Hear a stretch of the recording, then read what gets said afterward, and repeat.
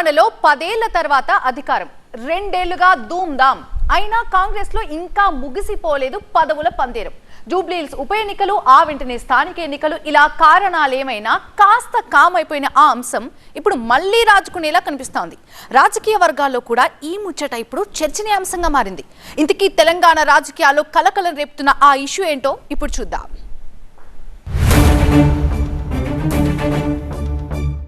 మరోసారి తెర మీదకు కేబినెట్ విస్తరణ. పదవుల తుట్టెను కదిపిన పిసిసి చీఫ్. ఓవైపు నేతల్లో ఉత్సాహం, మరోవైపు ఆశావహుల్లో ఉత్కంఠ.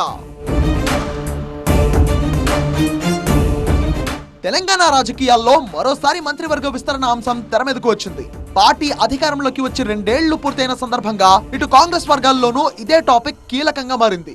గల్లీ నుంచి గాంధీ భవన్ దాకా మరోసారి ఆశావహులు అధిష్టానం వైపు ఆశగా ఎదురుచూడడం మొదలుపెట్టారు. అయితే సడన్ గా ఈ ముచ్చట తెర మీదకు రావడానికి బలమైన కారణం లేకపోలేదు. ఢిల్లీ పర్యటనలో PCC chief Mahesh Kumar Goud of the record మీడియాతో చేసిన వ్యాఖ్యలే ఈ కొత్త డిస్కషన్ కు దారి తీశాయని చెప్పొచ్చు. హైకమాండ్ పెద్దల్ని కలిసొచ్చిన వేళ, అందులోనూ ఢిల్లీ వేదికగా రాహుల్ ను కలిసొచ్చిన వెంటనే ఆయన ఇలాంటి వ్యాఖ్యలు చేయడంతో మరోసారి రాష్ట్ర మంత్రివర్గ విస్తరణ జరగడం ఖాయమనే ఊహాగానాలు మొదలయ్యాయి. 10 ఏళ్ల తర్వాత అధికారం దక్కించుకున్న కాంగ్రెస్ పార్టీకి తెలంగాణలో ఆ ముచ్చట తీరి కూడా 2 ఏళ్లు అవుతోంది. అయితే పార్టీ అధికారంలోకి వస్తే పదవులు దక్కుతాయని ఆశించిన చాలా మంది నేతలు ఇప్పటికీ నిరాశలోనే మునిగి ఉన్నారు. కొత్త పిసిసి కమిటీలు, జిల్లా కార్యవర్గాలు, డిసిసిలు, ఇలా దాదాపు అన్ని పదవులు ముగిసిపోయాయి. ప్రభుత్వంలో నామినేటెడ్ పదవుల పంపకం కూడా దాదాపు పూర్తయింది. కానీ చాలా మంది ఆశావహులకు మాత్రం ఇంకా ఎలాంటి అవకాశమూ దక్కలేదు. ఇదే క్రమంలో 2 సార్లు మంత్రివర్గ విస్తరణ చేసిన అధిష్టానం ఖాళీ ఉన్న 6 తొలిసారి 3కి, రెండోసారి 1కి సామాజిక కోణాల్లో అవకాశం కల్పించింది. ఇంకా 2 బర్తులు ఖాళీగా ఉంచింది. ఇప్పుడు ఆ 2 మంత్రి పదవుల కోసం ఎదురు చూస్తున్న ఆశావహుల సంఖ్య డబుల్ డిజిట్ ఉందనడంలో సందేహం లేదు. ఇప్పటికే లోపల ప్రయత్నాలు చేస్తున్న వారు చాలానే ఉన్నారు. ఇలాంటి సందర్భంలో త్వరలోనే రాష్ట్ర మంత్రివర్గ ప్రక్షాళన ఉందంటూ దేశ రాజధాని వేదికగా పిసిసి చీఫ్ మహేష్ కుమార్ గౌడ్ చేసిన చిట్ చాట్ వ్యాఖ్యలు నేతల్లో అంతులేని ఉత్సాహాన్ని నింపాయి. ప్రస్తుతం ఉన్న కేబినెట్ లో మంత్రుల శాఖలే మారుస్తారా, లేదంటే మంత్రులనే మారుస్తారా అనే విషయంలో మాత్రం తనకు స్పష్టత లేదన్న పిసిసి చీఫ్, దీనిపై ముఖ్యమంత్రి రేవంత్ రెడ్డి, అధిష్టానం పెద్దల మధ్య ఏకాభిప్రాయం కుదరాల్సి ఉందన్నారు. ఆ తర్వాతే మంత్రివర్గ విస్తరణపై ప్రకటన ఉండొచ్చన్నారు. పిసిసి వర్కింగ్ ప్రెసిడెంట్లు, కార్యదర్శులతో పాటు ఎస్సీ, ఎస్టీ, బీసీ కమిటీలను నెల రోజుల్లో భర్తీ చేస్తామన్నారు ఆయన. ఆన్ ది రికార్డ్ అయినా, ఆఫ్ ది రికార్డ్ అయినా ఈ వ్యాఖ్యలు చేసింది మామూలు వ్యక్తం కాదు. అందుకే ఇప్పుడు ఈ స్థాయి చర్చ జరుగుతోంది. కాంగ్రెస్ లో గత 2 ఏళ్లుగా పదవుల రచ్చ కొనసాగుతూనే ఉంది. కాకపోతే జూబ్లీహిల్స్ ఉప ఎన్నిక, ప్రస్తుత స్థానిక ఎన్నికల కారణంగా అది కాస్త తగ్గింది. అయితే ఇప్పుడు స్వయానా పిసిసి చీఫ్ మరోసారి పదవుల తుట్టును కదిపారు. అంతా రిలాక్స్ అనుకుంటున్న వేళ అటు ప్రభుత్వంలో, ఇటు పార్టీలో కేబినెట్ విస్తరణ చర్చ తెర మీదకు తీసుకొచ్చారు. దీంతో ఆ విస్తరణ ఎప్పుడుంటుందనే గుసగుసలు గాంధీ భవన్ వర్గాల్లో ఎక్కువైపోయాయి.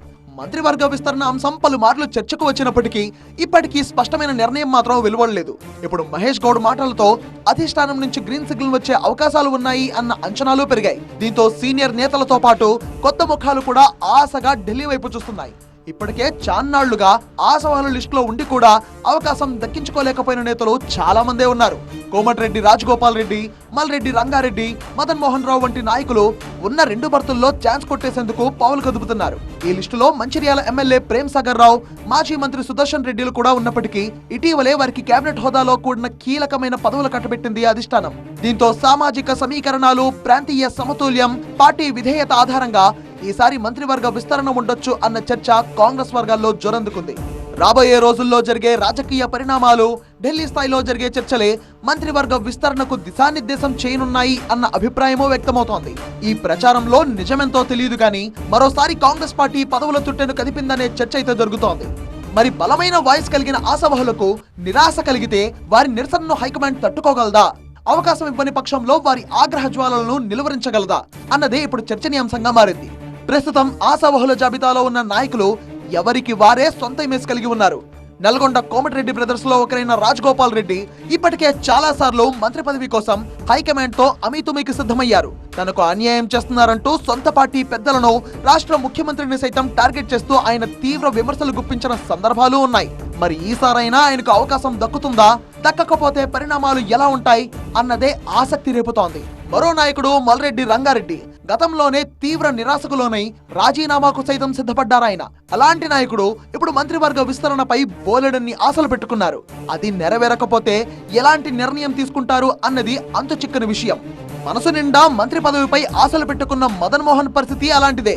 అనుకోకుండా అన్నారా, అన్ని తెలిసే చెప్పారా, లేక కావాలనే లీక్ చేశారా అన్నది పక్కన పెడితే మంత్రివర్గ విస్తరణపై మహేష్ గౌడ్ చేసిన వ్యాఖ్యలు మరోసారి నేతల్లో ఆశలు చిగురించేలా చేశాయి. కాకపోతే ఏ మాత్రం తేడా జరిగినా రగులుకునే మంటలు కూడా అదే స్థాయిలో ఉంటాయనే విషయాన్ని కూడా గత అనుభవాలు హెచ్చరిస్తున్నాయి. దీంతో మంత్రివర్గ విస్తరణపై తుది నిర్ణయం ఎలా ఉంటుందనే ఆసక్తి ఏర్పడింది. అందరి చూపు హైకమాండ్ వైపు కేంద్రీకృతమైంది.